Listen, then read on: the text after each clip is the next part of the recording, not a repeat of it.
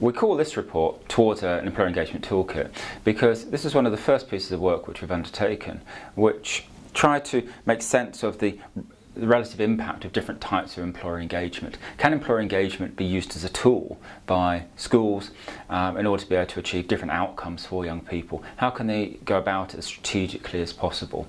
And it's a piece of work which was published with the support of the Careers and Enterprise Company and undertaken with the support of Pearson. We're very grateful to them.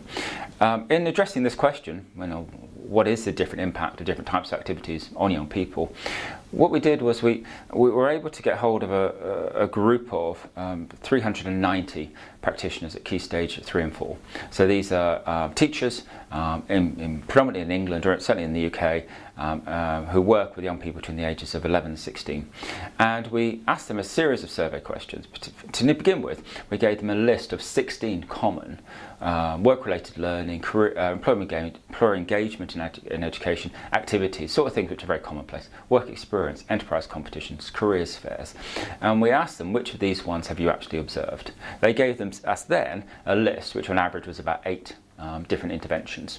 We then said to them, of these interventions, which are the ones which you think are particularly effective in supporting a whole range of different outcomes? And these relate partly to the employability skills as defined by the UK Commission for Employment and Skills, young people's attainment, aspects of people progression, thinking about their career thinking and their movement through education, making decisions, progressing onwards. And then we asked fourthly about the different types of young people, higher attainers, low attainers, borderline students, students with special educational needs. Were different activities particularly effective for them in different ways? What we found from this study was some very clear trends. This is what the practitioners believe, and effectively we've been crowdsourcing the views of these practitioners, and what they told us that effective provision involves different activities. And that of those activities, it's the ones which most emphasise the real life experience are the ones which have greatest value. Different outcomes can be better achieved by different activities. So we find our practitioners, our teachers, telling us that if we want to develop certain employability skills, these are activities which are more effective than others. And that finally different types of young people respond in different ways to different types of activities, with a particular divide between higher achievers and lower achievers.